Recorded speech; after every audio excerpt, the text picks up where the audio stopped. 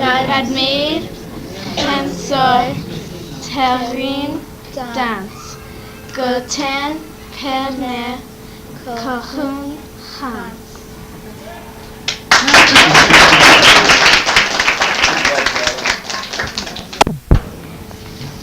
Thank you very much, Ms. Chitjian. This attendance is really overwhelming. I was expecting no more than 8 or 10 people. Is this an indication of the growing interest in things Armenian, the Armenians, the Armenian cause? If so, that would be overwhelming. In any event, I'm really delighted to see so many of you teachers. I understand there are some principals. Right. Who, within the larger framework of developing an interest in what is generally referred to in this country as ethnic studies, has also shown some interest in one of the ethnic groups, namely the Armenians. And this brings me to the question as to what do we mean by ethnic? What do we mean by minorities? When I first came to the United States in 1949 as a graduate student, I thought every single ethnic national group was a minority. In recent years we've discovered that we're no longer minorities. We're part of the majority, and the minorities are only the Chicanos, the blacks, Puerto Ricans and whatnot, which is a total distortion. I don't know what is meant by minorities, what is meant by ethnics and the like. I'd like to suggest that the Armenians don't consider themselves as an ethnic group in the sense that the term is being currently used. They like to consider themselves a nation, and they are a nation. They don't consider themselves as a race, because that has different connotations, and it's one that is extremely difficult to define.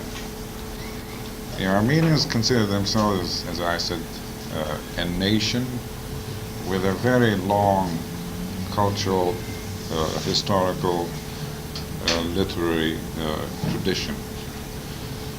I use the term culture in the broadest sense possible. The topic that was chosen for today's presentation is the Armenian language. And I can't help but recall that some 8-10 years ago, at a conference of the anthropologists in the United States, I believe, which was held in Chicago at the university there, the internationally recognized Dr. Margaret Mead and a colleague of hers presented a paper in which they suggested, for a number of reasons, which I shan't go into, that it would be extremely desirable to adopt Armenian as the international language. With that in mind, I have no doubt that you being here today are on the ground floor. You're on the right track. Who knows, someday Armenian might be adopted as the international language. I say that with a big grain of salt. When we talk about the Armenian language, and my paper will deal with the historical development of the language, we're talking about a very ancient civilization, a very ancient nation, whose history goes back at least to the middle of the first millennium BC as far as recorded history is concerned, but its antecedents go way, way back, and it's very difficult to determine exactly when. So we're talking about a tradition, linguistic, cultural, that is at least 2.5 millennia, considerably a longer period of time. And since language is a living organism, it is born at a given time in history.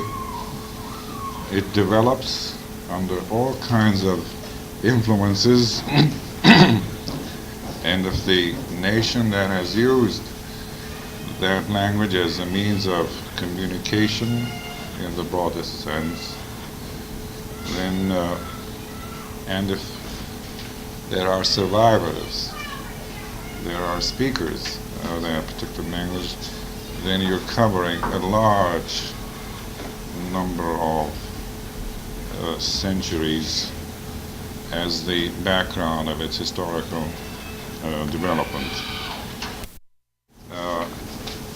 By way of introduction, I ought to mention parenthetically that the Armenian language as a medium of writing, as a medium of literature, was first recorded at the very beginning of the 5th century AD.